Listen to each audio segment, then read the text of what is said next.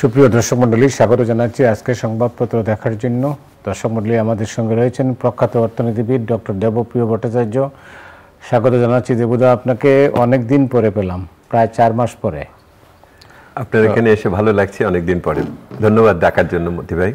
খুব রিল্যাক্স অবস্থায় আছেন বোঝা যাচ্ছে আর কি।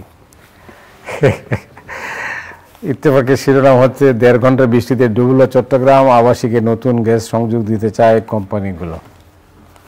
মানবজমিন, রপ্তানি রেমিটেন্স নিম্নগতি, চাপে রিজার্ভ, সম্পদ অর্জনে এমপিদের চেয়ে এগিয়ে উপজেলা চেয়ারম্যানরা। সমকাল মন্ত্রী এমপি সমর্থিত প্রার্থীর দাপট।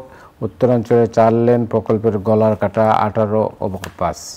যায় যায় দিন কালবৈশাখীতে লন্ডভন্ড চট্টগ্রাম, গ্রামাঞ্চলে দ্রুত নির্বিচ্ছিন্ন বিদ্যুৎ সরবরাহের নির্দেশ। কালবেলা ফাফা বেসরকারি ভার্সিটি আরেক বিস্ফোরা, ক্ষমতাসীনদের দ্বন্দ্বে সংঘাতের সংখ্যা। দেশ রূপান্তর, জন্মহার বেশি, জনসংখ্যা স্থির, এমপিদের সম্পদ বেড়েছে 3065%, উপজেলা চেয়ারম্যানদের 4200%। এখন আমি পার্সেন্টেজও হিসাব করতে পারতেছি না, আসলে ভুল হচ্ছে। অনেকগুলো সংখ্যা তো আপনি অনেক সময়ের আলো, পেছনের সারিতে বাংলাদেশ, উৎসবের ভোটের সংখ্যা। খবরের কাগজ, দেশে পানির মজুদ বছরে কমছে 200 কোটি কিউবিক মিটার, 1 বছরও একজন বেকারও বাড়েনি। প্রতিদিনের বাংলাদেশ, ব্যাংক খাতে তীব্র হচ্ছে আস্থার সংকট, সুন্দরবনের আগুন খতিয়ে দেখার নির্দেশ প্রধানমন্ত্রীর। মানব কণ্ঠ, যে কোনো মূল্যে মন্ত্রী এমপিদের প্রভাব ঠেকাবে ইসি, সুন্দরবনে অগ্নিকাণ্ডের কারণ খতিয়ে দেখতে নির্দেশ। আলোকিত বাংলাদেশ, কর্মশক্তির অবচয়ে স্থবিরতা বাড়বে প্রশাসনে। চেয়ারম্যানকে শপথ বাক্য পাঠ করালেন প্রধানমন্ত্রী। করতোয়া সম্পদ অর্জনে এমপিদের টেক্কা দিলেন চেয়ারম্যানরা। দেশে বেড়েছে পুরুষ বেকার, কমেছে নারী। The Business Standard 3rd instalment of IMF loan confirm. কি অবস্থায় আছি আমরা?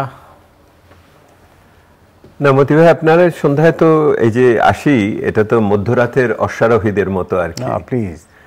তো কিছু কিছু তো আমরা মস্তকহীন অশ্বারোহী, সেহেতু আপনার এখানে আসলে কি বলবো সেটা চিন্তা করতে হয়। না, যখন আসলাম তো আপনার কাছে নির্বাচনের পরে, আগে এসেছিলাম, তারপরে এখন আসলাম। নির্বাচন শব্দটা আমি এই সময় ব্যবহার করিনি, আমি বলেছি নির্বাচনী তৎপরতা। একটা বিশেষ নির্বাচনী তৎপরতা হয়েছে এবং তা দিয়ে তো মানুষের তুষ্টি আসেনি, এটা পরিষ্কার। এবং সেই তুষ্টিটা যে শাসক দল ক্ষমতায় এসেছেন পুনরায়, তারাও যে সন্তুষ্ট হয়েছেন সেটা মনে হয় না। এবং সেটা জনগণকে ভোট দেওয়াতে আগ্রহ সৃষ্টি করার হোক, প্রার্থীদের ব্যাপারে আগ্রহ হোক, বা তৎপরবর্তীতে এমনকি যে নির্বাচনী ম্যানিফেস্টোটা তৈরি করা হয়েছে সেটাকেও এই নির্বাচনের ভিতর দিয়ে খুব মনোযোগে আনা যায়নি। অর্থাৎ এটা দিয়ে বোঝা যায় যে এটা কত ধরনের কাঠামোগত ত্রুটি ছিল, যেটার জন্য এটার আসল লক্ষ্য সেইভাবে অর্জিত হয়নি। এবং কেন, মানে এটার ফলাফলটা আমি পরে আপনাকে সাথে বলছি। এখন যেটা হয়েছে যে অর্থনীতি তো সমস্যায় আছে, একটা ছোট সমস্যা আর বড় সমস্যার মধ্যেখানে আছে। তো ছোট সমস্যা বড় সমস্যার মধ্যেখানে যখন অর্থনীতি থাকে, তখন আমরা বলি যে এটার কি মানে মসৃণ অবতরণ হবে নাকি কঠিন অবতরণ হবে। যে প্লেনের থাকে না soft landing and hard landing, যে ঝাঁকি কি বড় বেশি লাগবে, চাকা টাকা ভেঙে যাবে, নাকি আমরা ঠিক আছে একটু ঝাঁকি দিয়ে আস্তে করে হয়ে যাবে। তো এখন সরকারের যে নির্বাচনের আগের কথাই মনে হচ্ছিল, তারা বহু ধরনের সংস্কার করবে বা অনেকগুলো প্রয়োজনীয় পদক্ষেপ আটকে রেখেছে, যাতে সেগুলির কোনো যদি মনোগ্রাহী জনগ্রাহী না হয় সেটাকে সংযত থেকেছে, নির্বাচনের পরে এটা করবে। আপনাদের পরিচিত অনেক সরকারের পরিচিত মুখরা বলেছেন ডলারের সমস্যা মিটে যাবে, এলসি সমস্যা মিটে যাবে, ব্যাংকের সমস্যা হবে না, তেলের কারণের অভাব আছে, লোডশেডিং থাকবে না, ইত্যাদি ইত্যাদি। এখন ঘটনাটা হলো এই দুটো। 1 নম্বর হলো যে যেই নির্বাচনটা হলো সেই নির্বাচনটা কি, বা নির্বাচনী তৎপরতা দিয়ে নতুন সরকার যে আসলো, তারা কি এমন শক্তি নিয়ে আসলো যাতে এই কাজগুলো করার ক্ষমতা রাখে। আচ্ছা, 1। এবং বাহ্যত মনে হচ্ছে সেই শক্তি নিয়ে আসেনি। এটার উদাহরণ, সবচেয়ে বড় উদাহরণ হলো ব্যাংক খাতের যেই সংস্কারগুলো করার কথা এবং নিজেরা যেটা ঘোষণা করলো আমলাতান্ত্রিক উপায়, সেটাও তারা রক্ষা করতে পারছে না। এখন আমরা চোখের সামনে দেখছি। আপনার জ্বালানি তেলের ক্ষেত্রে, জ্বালানি খাতের ক্ষেত্রেও ঠিক একই রকমভাবে হচ্ছে, যেখানে আপনি ভর্তুকি কমাচ্ছেন অথচ ক্যাপাসিটি চার্জ বন্ধ করতে পারছেন না। আমরা দেখতে পাচ্ছি শক্তিশালী কে, জনগণের চেয়েও বড় শক্তিশালী গোষ্ঠী বাংলাদেশে জন্মগ্রহণ করেছে। বিদেশে হলে বলতো অলিগার্ক, কতিপয় বড় ধরনের মুনাফাখোরী গোষ্ঠী, ব্যক্তি, প্রতিষ্ঠান এগুলি নিয়ন্ত্রণে নিয়ে গেছে। শুধু বাজারকে নিয়ন্ত্রণ না, সরকারকেও নিয়ন্ত্রণে নিয়ে যাচ্ছে। আর যেটা দ্বিতীয়ত আমরা একটু ধাক্কা খেয়েছি, সেটা হলো যে নতুন সরকারের যে অবয়বটা হলো, সেটা দিয়ে বাজারকে কি সে কোনো আস্থা দিতে পারলো কিনা, দাতা গোষ্ঠীকে সে আস্থা দিতে পারলো কিনা। আপনি কি মন্ত্রিসভার কথা বলছেন? আমি মন্ত্রিসভার কথা বলছি। এটা কারণ, এবং বিশেষ করে যে সমস্ত মন্ত্রিসভার সদস্যরা এই রকম একটি জটিল অর্থনৈতিক পরিস্থিতিকে মোকাবেলা করার প্রত্যক্ষ দায়িত্বে থাকবেন, তাদের যে গুণাবলী, ব্যুৎপত্তি, অভিজ্ঞতা, সেগুলি এই ক্ষেত্রে কতখানি জুৎসই সেটা নিয়ে প্রশ্ন থাকতেই পারে। এবং গত কয়েক মাসের ভিতরে সেই আশঙ্কাটা আরও সত্য হিসেবে আসছে। এবং যতই আমরা বাজেটের দিকে যাব, তখন এমনকি সরকারের পক্ষ থেকে বাজেটকে ব্যাখ্যা করা, বোঝানো, বা বাজেটে কি পদক্ষেপের ভিতরে সরকার এবার যাচ্ছে, নকশাটা কি, নীতি নকশাটা কি, সেটা বোঝানোর মতো লোক আছে কিনা, এটা নিয়ে সন্দেহ সৃষ্টি হচ্ছে। এবং এটা হলে তো সরকারের নিজের যে নীতিমালা আছে, এবং সেটা যদি ভালোও হয়, এবং ভালো তো আছে কিছু, সেইগুলোকে কিন্তু প্রতিষ্ঠা করা, আস্থা সংকটে পড়ে গেলে পরে প্রতিষ্ঠা করা কষ্টকর হবে। সেহেতু নির্বাচনের পরে যে একটা নতুনভাবে শুরু হবে, সেই সূচনাটা তো দেখলাম না, এখন পর্যন্ত সেই সূচনা দেখলাম না। এবং উপরন্তু গত 2-3 মাসে অর্থনীতির আপনি যেখানে অঙ্গেই দেখেন না কেন, এবং 2 দিন আগে আমি এই ব্যাপারে বিস্তারিতভাবে বলেছি আমাদের সিপিডির অনুষ্ঠানে, নাগরিক প্ল্যাটফর্মের অনুষ্ঠানে, যে আমরা 3 ধরনের সংকটের ভিতরে আগাচ্ছি। 1 বছর আগে শুধু যদি মূল্যস্ফীতির ব্যাপারে চিন্তিত থাকতাম, এখন মূল্যস্ফীতির সাথে যুক্ত হয়েছে যে আমাদের দায় দেনা পরিস্থিতি। এবং দায় দেনা পরিস্থিতি এমন যে আমরা আগে যেটা বলতাম কোনোদিন আমরা বিদেশের কাছে খেলাপি হইনি, এই গর্বটা তো আর টিকছে না। কারণ $5 বিলিয়ন মতো আমরা দিতে পারছি না। এবং সেটা যে দিতে পারছি না, এটার কারণে এই যে লোডশেডিং দেখছেন, এটা বড় কারণ হলো আমাদের তেল নাই, যে আমাদের যে তেল ভিত্তিক যে ইয়েগুলি আমরা ছাড়াবো। পৃথিবীর কোন দেশে আছে যে আপনি 25,000 মেগাওয়াট আপনার সক্ষমতা, আর আপনি 12-13 হাজারের বেশি চালাতে পারছেন না? এটা, এবং লোডশেডিং, এটার সাথে যেটা যুক্ত হয়েছে যে ঝুঁকিটা শুধু যে দেনাটা বিদেশের টাকায় এটা না, দেনার তো 2 গুণ বেশি দেশের টাকায়। আপনি ব্যাংকের থেকে টাকা নিয়েছেন, আপনি ট্রেজারি বন্ড দিয়ে এখন টাকা নিচ্ছেন, আপনি বিপিসির দায় শোধ করতে পারেন না দেখে বোধহয় 2,000 কোটি টাকার উপর আপনি বন্ড দিয়েছেন। এগুলির মাধ্যমে তো আপনি মানে জাতীয় ঋণ বাড়ানো হয়েছে, সেটা দেশের টাকাই হবে। কিন্তু আপনারা বলছেন, সবাই মিলে অর্থনীতিবিদরা বলছেন যে বাংলাদেশের অর্থনীতি মারাত্মক চাপের মধ্যে আছে, কিন্তু সরকার বলছেন যে সব সূচকই। আমি আপনার কাছে সরকার কি বলে সেটাতে আমি আপনার কাছে আসব। এবং তৃতীয় যেটা হয়েছে, সবকিছু এই এখন আর বিনিয়োগযোগ্য সম্পদ দেশের থেকে ধার করে, বিদেশ থেকে ধার করে, বিদেশের টাকা যেটা ধার করছেন সেটা দিয়ে আপনি পুরানা ঋণ শোধ করতেছেন, আপনি ঋণ দিয়ে ঋণ শোধ করছেন। এর ফলে যেটা হয়েছে, বিনিয়োগ তো আপনার বন্ধ হয়ে রয়েছে। এমনিতেই বিনিয়োগ, ব্যক্তি বিনিয়োগ চলে নাই। এই গত 15 বছরে বাংলাদেশের যে উন্নতি আমরা দৃশ্যমান দেখি, এর বড়টাই হলো সরকারি টাকায়। সরকার ঋণ করেছে, সরকার এটার থেকে চালিয়েছে, কিন্তু সরকার কোনো কর বাড়াতে পারেনি। যেহেতু কিন্তু আপনি প্রবৃদ্ধি হলে তো ঋণ মানে আপনার বিনিয়োগ হওয়ার কথা, বিনিয়োগটাও হয়নি, প্রত্যক্ষ বিনিয়োগও হয়নি, বিদেশি বিনিয়োগও হয়নি, যা ছিল তাই যাচ্ছে 15 বছরে। তাহলে এখন যেটা হয়েছে, এটা অবশেষে এসে প্রবৃদ্ধির উপর ধাক্কা দিচ্ছে। সরকারি হিসাবেই মানে এটা 4% নেমে এসছে। মানে একটা খুশির ব্যাপার এই যে IMF এর চাপে ওনারা 3 মাস ধরে প্রবৃদ্ধির হিসাব করতে বাধ্য হচ্ছেন। আগে বছরের শেষে একটা প্রবৃদ্ধির হিসাব দিয়ে দিত, আমরা এটা নিয়ে সংশয় প্রকাশ করতাম। এখন সরকার যেহেতু 3 মাস করছে, তার পক্ষে এটাকে অতিরঞ্জন করার ক্ষেত্রে সমস্যা সৃষ্টি হচ্ছে। দেখা যাচ্ছে যে প্রবৃদ্ধির হার কমে যাচ্ছে। তো আমরা বলেছি যদি এই প্রবৃদ্ধির হার থাকে তাহলে 7.5% অর্জন করা অসম্ভবই প্রায়। কারণ হলো আপনার পরবর্তী 6 মাসে এখানে যদি 4% হয়, পরবর্তী 6 মাসে 10% করতে হবে। বাংলাদেশের ইতিহাসে কোনোদিন 10% প্রশ্নই ওঠে না। তো এই জায়গাটাতেই আপনার এসেছে।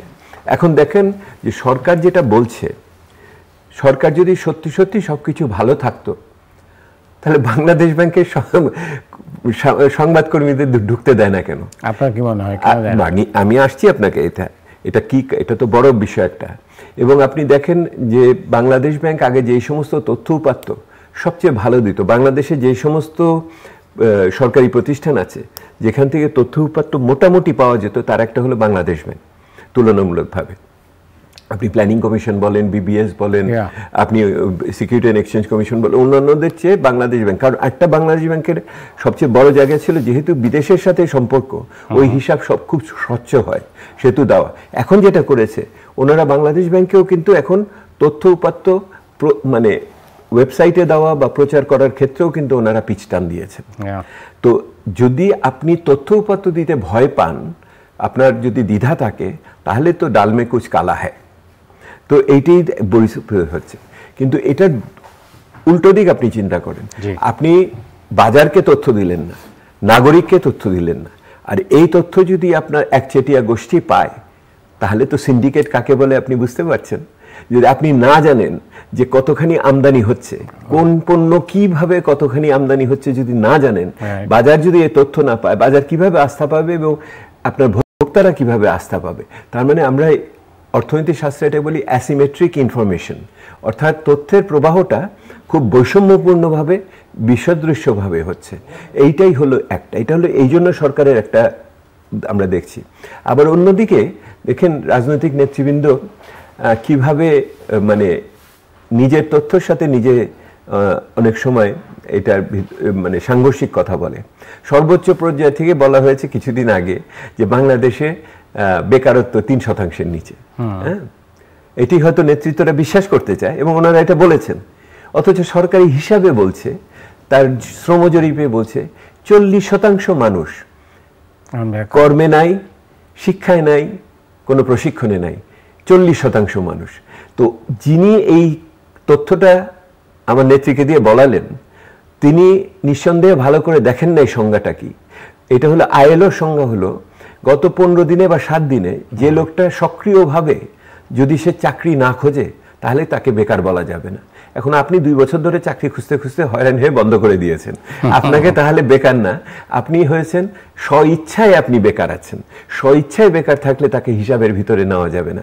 তো এই রকমের ঘটনা ঘটছে। আমি যেটা বলতে চাচ্ছি, রাজনীতিবিদরা এটাকে ইংরেজিতে কি বলে, ডিলিউশন, অর্থাৎ আপনি নিজেকে নিজে বিভ্রান্ত করেন যখন, তখন আপনি নিজের কথা তখন বিভ্রান্তিটাকে বিশ্বাস করতে শুরু করে দেন। যখন আপনি ওটাকেই বিশ্বাস করতে শুরু করেন, তখন আপনি একটা ভিন্ন জগতে অবস্থান করেন, আর অন্য মানুষগুলো আরেক জগতে অবস্থান করেন। আমরা এটার নাম দিয়েছি সমান্তরাল বাস্তবতা। আচ্ছা, এটার নাম আমরা লিখেছি এটার উপরে, যে আমরা নাগরিকদের পক্ষ থেকে আমি পুরো বাংলাদেশ ঘুরে যে আসলে উন্নয়নের বয়ানটা কি, সরকার যে বয়ানটা বলছে সেটা সত্য, তাতে আমাদের উপলব্ধি হলো ওই বয়ান আংশিকভাবে সত্য হলেও বা পরিপূরণটাও সত্য হলেও আরেকটা সত্য আছে, আরেকটা সত্য আছে মধ্যবিত্ত কষ্টে আছে, আরেকটা সত্য আছে যে এই কষ্টে নিম্নবিত্তরা তার স্কুলে বাচ্চা না দিয়ে আপনার মেয়েদের ও বাল্যবিবাহ দিচ্ছে, কোনো কোনো জায়গায় শিশু শ্রম সৃষ্টি হচ্ছে, তারা খাওয়া দাওয়ার উপরে নিয়ন্ত্রণ দিচ্ছে, পুষ্টিহীনতাতে যাচ্ছে, শিক্ষা স্বাস্থ্যের দিকে যেতে পারছে না। এই জিনিসগুলো তো সত্য। এই সত্যর পাশাপাশি আপনি যখন বলেন যে বছরে 4 বার করে তেলের দাম বাড়ানো হবে আর ওই তেলের টাকা যে নেবে তার উপরে আপনি কিছু করবেন না, তখন তো আরেকটা সত্য। এখন এই জায়গাটাতেই যেটা হয়েছে। আচ্ছা দাদা, এই সংকটটা কেন তৈরি হলো?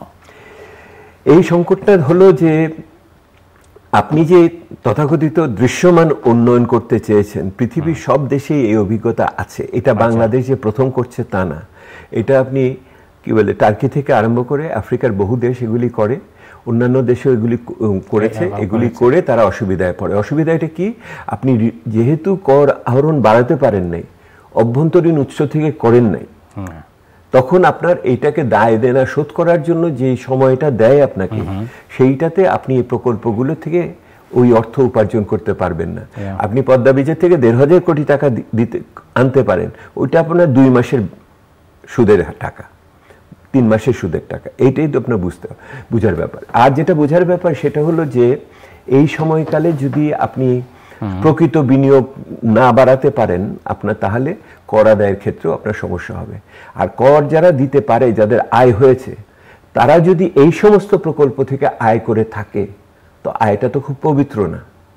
তারা অতি মূল্যায়িত প্রকল্প থেকে করেছে, হাত বদলের থেকে করেছে, এইগুলোর থেকে যে আয়টা হয় তো সেটা করের ভিতরে আনা খুব কঠিন হয়। তারা বাংলাদেশের ভবিষ্যতে বিশ্বাস করে না, তারা দেশের থেকে টাকা বিদেশে পাচার করে, এবং সেহেতু এটার এই পরিস্থিতির ভিতরে আসবে। কিন্তু এটাকে নিয়ন্ত্রণ করতে হলে, এটাকে সঠিকভাবে দক্ষতার সাথে জনমানুষের পক্ষে রাখতে হলে শক্তিশালী রাজনৈতিক ম্যান্ডেট সহ সরকার দরকার। যদি সরকারের রাজনৈতিক ম্যান্ডেটের ক্ষেত্রে দুর্বলতা থাকে, তাহলে সে এই গোষ্ঠীকে মোকাবেলা করার শক্তি রাখে না। এই জন্য আপনার এখানে আমি বলেছিলাম, নির্বাচন হয়তো একটা হবে, কিন্তু ওই নির্বাচনের ভিতর দিয়ে এই সরকার কি এমন শক্তি নিয়ে আসবে যে ঋণ খেলাফিদের মোকাবেলা করতে পারবে? দেখেন, ব্যাংকগুলোকে একত্রিত করার ক্ষেত্রে যে সিদ্ধান্ত আমলাতান্ত্রিকভাবে এসেছে, সেটাও সঠিকভাবে আসেনি, সেটাকে কার্যকর করতে পারছে না, এবং উল্টো নতুন করে ওই গোষ্ঠীরাই আবার এই ব্যাংকগুলোকে নিবে, এবং যারা টাকা নিয়ে চলে গেছে তাদের টাকা হয়তো আপনি মাফ করে দিবেন, এবং সেটা আপনার আমার ট্যাক্সের টাকা দিয়ে এই টাকাই আবার ফেরত আসবে।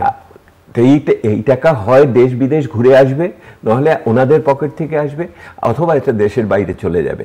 কিন্তু সেটা যেটা হবে, করের টাকা দিয়ে আপনি তখন এদের মাফ মুক্তি দিয়ে বের করে দিলেন আর কি। তো এইটা তো একবারও এটা আলোচনার ভিতরে হয় না। এটি আমি আপনাকে বলছি।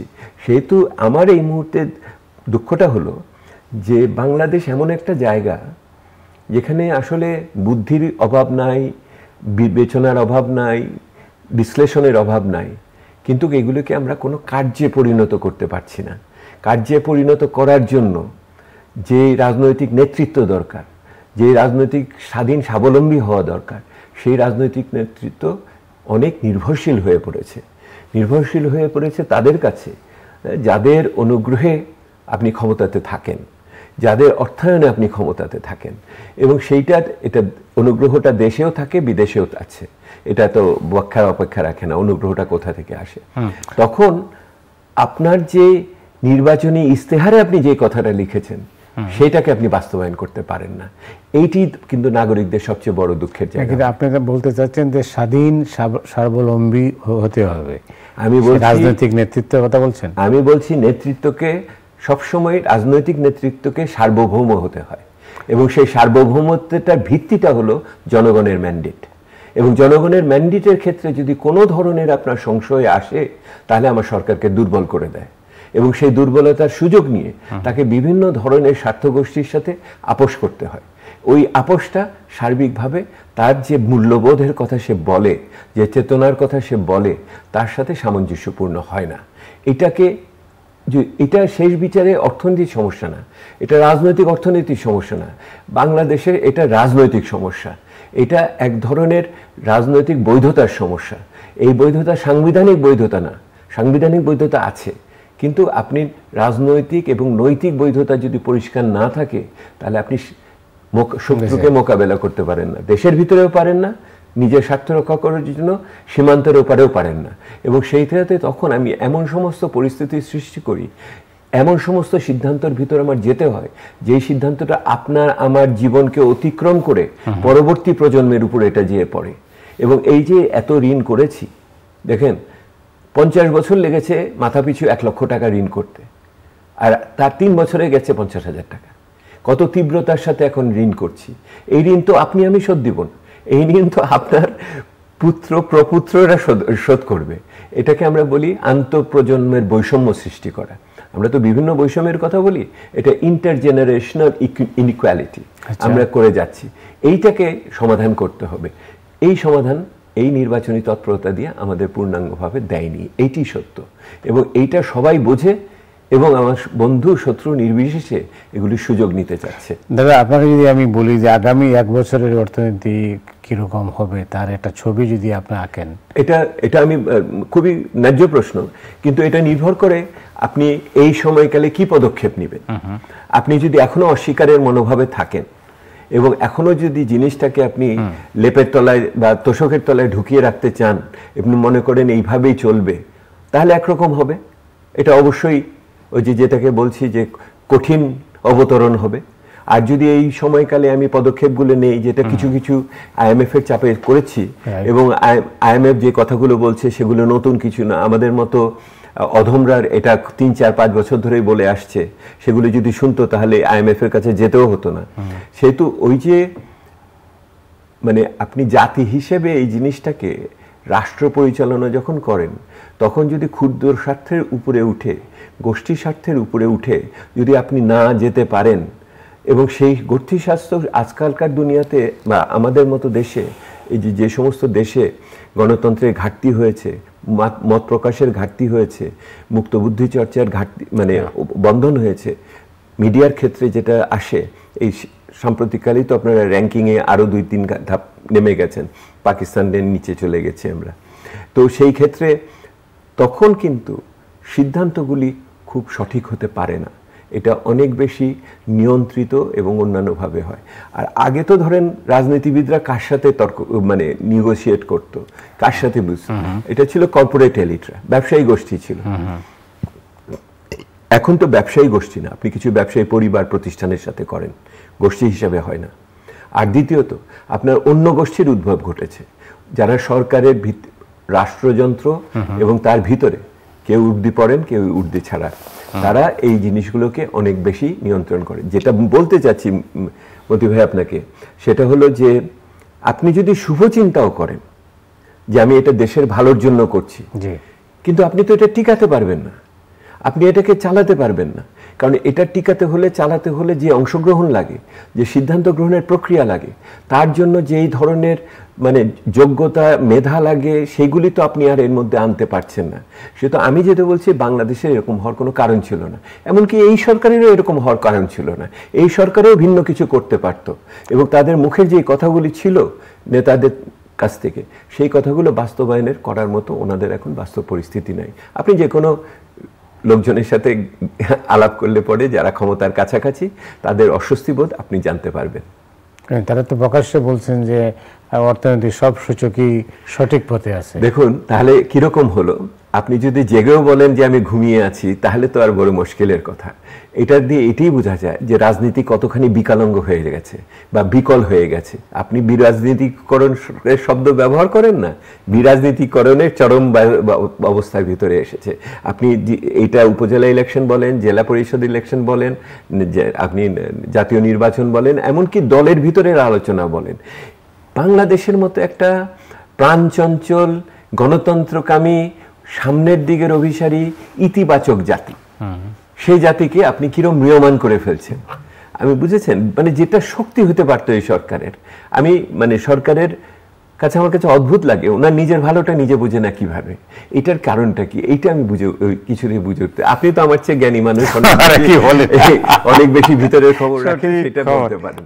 এইটা আর আমাদের আরেকটা দুর্ভাগ্যের কথা আমি বলি, দুর্ভাগ্যের কথা হলো যে আমরা কোনো কার্যকর, প্রতিযোগিতা সক্ষম, যোগ্য আমি বিকল্প বা বিরোধী শক্তি কেউ দাঁড়াতে দেখলাম না। এটা হলো আরেকটা দুঃখের ব্যাপার। দেখলাম না, না দিলাম না। এখন আপনি বলতে পারেন দিলাম না, এটা ঠিক, এটার রাষ্ট্রযন্ত্র যে পরিমাণ অত্যাচার তাদের উপর করেছে, যেভাবে তাদের আপনার জেলে নিয়ে গেছে, এটা তো আমরা সকলেই জানি। আবার ঠিক নির্বাচনের পরপরই 7 তারিখের পর তারা কিভাবে ছাড়া পেয়েছে এটাও জানি, এবং একজন এটা মন্ত্রিসভার সদস্য কথাটা বলে ফেলে কিভাবে সেইভাবে উনি শাসিত হয়েছেন সেটাও আমরা দেখেছি। সেহেতু এটা আমি সবই স্বীকার করলাম। তারপরেও তো আমরা ইমরান খান দেখেছি একসাথে কিভাবে সে একদিকে সেনাবাহিনী শাসিত একটা প্রতিষ্ঠানের সাথে, অপরদিকে পৃথিবীর সবচেয়ে বড় শক্তিশালী দেশ মার্কিন যুক্তরাষ্ট্রের সাথে তার বাড়ি কিভাবে মানুষ ঘিরে রেখেছে, তাকে অ্যারেস্ট করতে যখন দেয়নি।